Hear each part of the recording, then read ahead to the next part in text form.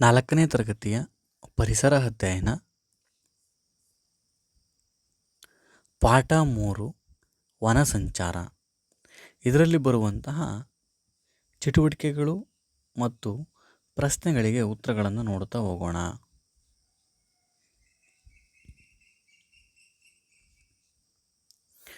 ನಿನ್ನ ಊರಿನ ಬಳಿ ಸಿಗುವ ಅಥವಾ ಬೆಳೆಯುವ ನಿಮ್ಮ ಊರಿನ ಬಳಿ ಸಿಗುವಂತಹ ಅಥವಾ ಬೆಳೆಯುವಂತಹ ಹಣ್ಣುಗಳನ್ನು ಪಟ್ಟಿ ಮಾಡುವಂತ ಹಾಕಿದ್ದಾರೆ. ಮಾವಿನ ಹಣ್ಣು, ಹಲಸಿನ ಹಣ್ಣು, ಸೇಬು, ಸೀತಾಫಲ, ಕರ್ಬೂಜ, ದ್ರಾಕ್ಷಿ, ಕಿತ್ತಾಳೆ, ದಾಳಿಂಬೆ ಅಂತೂ ನೀವು ನೋಡೇ ಇರ್ತೀರ, ಪಪ್ಪಾಯಿ ನೋಡಿರ್ತೀರ, ಕಲ್ಲಂಗಡಿ. ಇವು ಅಲ್ಲದೆ ನಿಮಗೆ ಇನ್ನು ಯಾವಾರ ಬರಿಬೇಕು ಅಂದರೂ ಕೂಡ ಇಲ್ಲಿ ಹಣ್ಣುಗಳನ್ನು ಎಕ್ಸ್ಟ್ರಾ ಚಟುವಟಿಕೆಯಾಗಿ ನೀಡುತ್ತೆ ನೋಡಿ. ಸೇಬು, ಮಾವು, ದ್ರಾಕ್ಷಿ, ಕಿತ್ತಾಳೆ, ನಕ್ಷತ್ರ ಹಣ್ಣು, ದಾಳಿಂಬೆ, ಬಾಳೆಹಣ್ಣು, ಸಪೋಟ, ಪರಂಗಿ, ಕಲ್ಲಂಗಡಿ ಹಣ್ಣು, ಸೀತಾಫಲ, ಕರ್ಬೂಜ. ಇಷ್ಟು ಹಣ್ಣುಗಳಲ್ಲಿ 10 ಹಣ್ಣುಗಳನ್ನು ಕೇಳಿರುವಂಥದ್ದು, 10 ಹಣ್ಣುಗಳನ್ನು ಬರೆಯುವಂಥದ್ದು. ನೆಕ್ಸ್ಟ್ ಬಂದರೆ ಇವಕ್ಕೆ ಚಿತ್ರಗಳಲ್ಲಿರುವಂಥವಕ್ಕೆ ಹೆಸರನ್ನು ಬರೆಯುವಂಥದ್ದು ನೋಡಿರಿ. ಬೆಂಕಿ ಕಡ್ಡಿಗಳು, ಜೇನುತುಪ್ಪ, ಕುರ್ಚಿ ಅಥವಾ ಮೇಜು, ಕಾಗದ, ಬೆಂಕಿ ಪೊಟ್ಟಣ, ತೊಗಟೆ ಅಥವಾ ಸೌದೆ, ಗೆಣಸು, ಹುಲ್ಲು ಇರುವಂಥದ್ದು, ಕಿಟಕಿ, ಬಾಗಿಲು, ಹೂವು, ಇದು ಬಣ್ಣ, ಇದು ಅಂಟು. ಇಷ್ಟುಗಳ ಹೆಸರುಗಳನ್ನು ನಾವು ಮುದ್ದಾಗಿ ಅದರ ಕೆಳಗೆ ಬರೆಯುವಂಥ ಚಟುವಟಿಕೆ. ನೆಕ್ಸ್ಟು ನಿನ್ನ ಊರಿನ ಯಾವ ಮರಗಳು ಬೆಳೀತವೆ ಆ ಮರಗಳಲ್ಲಿ 10 ಮರಗಳ ಹೆಸರನ್ನು ಬರೀಬೇಕು. ಈ ಮರಗಳು ಕಾಡಿನಲ್ಲಿಯೂ ಬೆಳೀತವೆಯೇ ಅನ್ನೋದನ್ನು ಹಿರಿಯರೊಡನೆ ಕೇಳಿ ತಿಳಿದುಕುವಂತಿರುವಂಥದ್ದು. ತೆಂಗು, ಅಡಿಕೆ, ಮಾವು, ಹೊಂಗೆ, ಅಶೋಕ ಟ್ರೀ ನೋಡಿರ್ತೀರ, ಶಾಲೆ ಮುಂದೆ ಇರ್ತವೆ, ಪರಂಗಿ, ಬೇವು, ಹಲಸು, ಹುಣಸೆ, ಆಲದ ಮರ. ಇವು ಊರಿನಲ್ಲೂ ಬೆಳೀತವೆ ಮತ್ತು ಕಾಡಿನಲ್ಲಿ ಇರುವಂಥವು ಕೂಡ ಇದರಲ್ಲಿ ಇದ್ದಾವೆ. ನೆಕ್ಸ್ಟು ನಿನ್ನ ಊರಿನಲ್ಲಿ ಕಂಡುಬರುವಂತಹ ಮರಗಳು, ನೀನು ನೋಡಿರುವಂತಹ ಮರಗಳು. ಬೇವಿನ ಮರ ಇರ್ತೈತೆ, ಆಲದ ಮರ, ಹುಣಸೆ ಮರ, ಮಾವಿನ ಮರ, ತೆಂಗಿನ ಮರ. ಕಾಡಿನಲ್ಲಿ ಬೆಳೆಯುವಂತಹ ಮರಗಳು ಈಚಲ ಮರ, ಬಿದಿರಿನ ಮರ, ತೇಗದ ಮರ, ಶ್ರೀಗಂಧದ ಮರ, ನೇರಳೆ ಮರ. ಇವೆಲ್ಲ ಕಾಡಿನಲ್ಲಿ ಬೆಳೆಯುವಂತಹ ಮರಗಳು. ನೆಕ್ಸ್ಟು ಈ ಚಿತ್ರದಲ್ಲಿ ಕೊಟ್ಟುವಂಥ ಸ್ಥಳಗಳಲ್ಲಿ ಒಂದೊಂದು ಮರದ ಚಿತ್ರವನ್ನು ಕೊಟ್ಟಿದ್ದಾರೆ. ಇದು ತೇಗದ ಮರ. ಇದರಿಂದ ಏನು ಉಪಯೋಗ ಅಂತ ಕೇಳಿದ್ದಾರೆ. ಕುರ್ಚಿ, ಮೇಜು, ಕಿಟಕಿ, ಬಾಗಿಲು ಮೊದಲಾದ ಪೀಠೋಪಕರಣಗಳನ್ನು ನಾವೇನು ಮಾಡ್ಬೋದು, ತಯಾರಿಸ್ಬೋದು. ಇದು ಶ್ರೀಗಂಧದ ಮರ. ಈ ಶ್ರೀಗಂಧದ ಮರ ನಮಗೆ ಗೊತ್ತಿದೆ, ತೈಲವನ್ನು, ಶ್ರೀಗಂಧದ ಎಣ್ಣೆಯನ್ನು ತಯಾರಿಸ್ತಾರೆ. ಸಾಬೂನುಗಳು, ಸುಗಂಧ ದ್ರವ್ಯಗಳನ್ನು ಇದರಲ್ಲಿ ತಯಾರಿಸ್ತಾರೆ.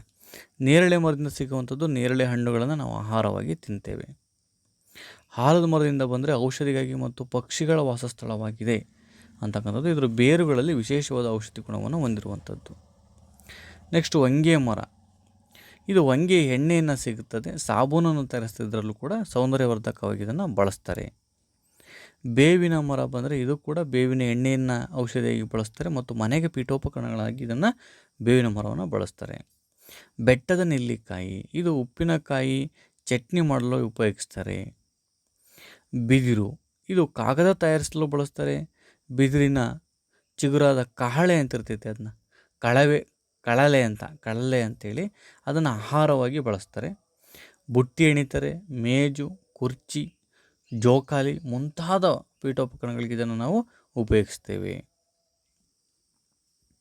ಏನಾದರೂ ನಮಗೆ ಕಾಡು ನಾಶ ಮಾಡೋದ್ರಿಂದ ಏನಾಗಬಹುದು ಎಂದು ಯೋಚಿಸಿ ಉತ್ತರಿಸು. ಕಾಡು ನಾಶವಾದರೆ ವನ್ಯಜೀವಿಗಳು ನಾಶವಾಗ್ತವೆ.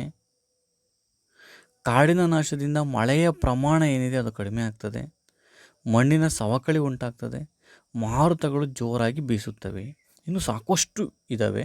ಇದರಲ್ಲಿ ನಿನಗೆ ಇನ್ನೂ ಗೊತ್ತಿದ್ದರೆ ಅವುಗಳನ್ನು ಬರೆಯುವಂಥದ್ದು. ನೆಕ್ಸ್ಟ್ ಕಾಡು ಎಂದರೇನು ಅಂತ ಕೇಳಿದರೆ, ದಟ್ಟವಾಗಿ ಬೆಳೆದ ಸಸ್ಯ ಸಂಪತ್ತು ಮತ್ತು ವನ್ಯಜೀವಿಗಳು, ಪ್ರಾಣಿಗಳು, ಪಕ್ಷಿಗಳು ಇರುವಂಥ ಪ್ರದೇಶವನ್ನು ನಾವು ಕಾಡು ಅಂತೇಳಿ ಕರಿತೀವಿ. ಕಾಡಿನಲ್ಲಿ ಬೆಳೆಯುವಂಥ ಸಾಮಾನ್ಯವಾಗಿ 5 ಸಸ್ಯಗಳ ಹೆಸರನ್ನು ಬರೆ ಅಂತ ಹೇಳಿದರೆ ಶ್ರೀಗಂಧ, ಬಿದಿರು, ತೇಗ, ಬೀಟೆ, ಮಹಾಗಾನಿ, ಇನ್ನೂ ಸಾಕಷ್ಟು ಮರಗಳಿದ್ದಾವೆ, ಅವಗಳನ್ನು ಬರೆಯುವಂಥದ್ದು.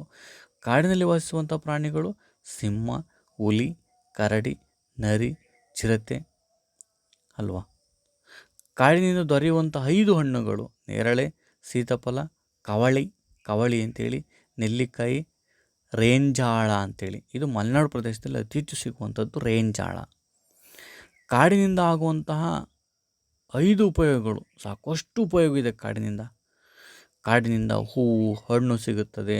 ಎತ್ತರವಾದ ಮರಗಳಿಂದ ಮಳೆ ಬರುತ್ತದೆ. ಕಾಡು ಪ್ರಾಣಿಗಳು, ಪಕ್ಷಿಗಳ ಮತ್ತು ಕೀಟಗಳ ಸ್ಥಳವಾಗಿದೆ.